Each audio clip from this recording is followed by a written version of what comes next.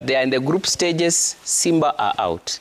In the interest of time, of course, Kenya hosted the Zone 3 Boxing Championships right here in Nairobi, and Kenya punched equal to her weight, coming second only behind the Democratic Republic of Congo, who retained the title. And of course, boxers there, that's how it went down.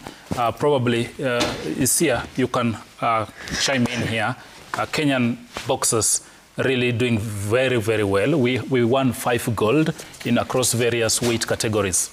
Well, we did well. We congratulate them, but still, there's a very big room for improvement. So my only concern, very quickly, is that the names that have been, representing Kenya for the longest within hit squad are the same. Of course, we have seen some newcomers, but when you look at some of the old players, pugilists, then you see most of them were fading out within the first round. When I looked at how Shafi Bakari was eliminated, when I looked at how Elizabeth and Diego was eliminated, it gives us a very big challenge that because for you to qualify to represent your country even in such a tournament, it means you are still among the best. And therefore, Diego has been one of our most experienced female boxers. And even like this, you could see she had actually downgraded to, because before she was playing heavyweight, now she had come to light, and still she did not win. So it means that we have a very big gap in terms of like who takes over after some of these boxers.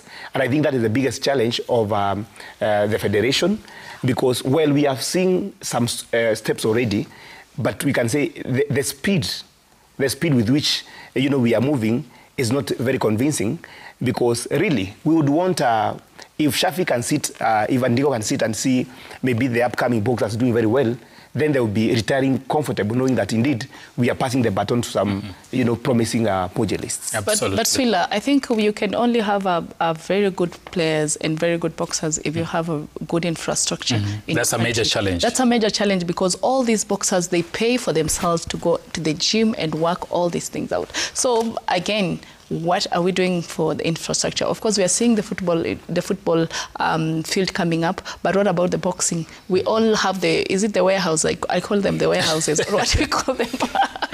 That the government was putting in different places, but now they don't have even things that the training material, they're not there. So let's as much as we want the players. Just hold that thought, Zita. We hear what one of the pugilists had to say after those bouts on Friday. Opponent wangu nilikuwa nimemwona, nilikuwa nimejua yeye anapenda kuvuruga sana. So nikajua tukivuruga yote wawili hatutaweza. So yeye alikuwa akivuruga, mimi na counter punch zake. Goal ni kitu nimekuwa nikiwakia for some time now. Karibu mwaka na sijaweza kuipata hiyo time, but hii time nimeona hiyo chance nikasema ni take advantage na feel niko overwhelmed hadi siwezi explain. Yes, I think we need to just support the boxing in all, because when it comes to infrastructure outside there, they're crying because they don't have a place even to train. There's different weights, you have to train with different materials, and they don't have all that. So we need to go back to the drawing board and say, how are we going to grow the boxing here in Kenya? Actually, Ziti is being diplomatic, but Madare Depot, where those pugilists train, is really a dilapidated facility. It's a cake, for lack of a better word.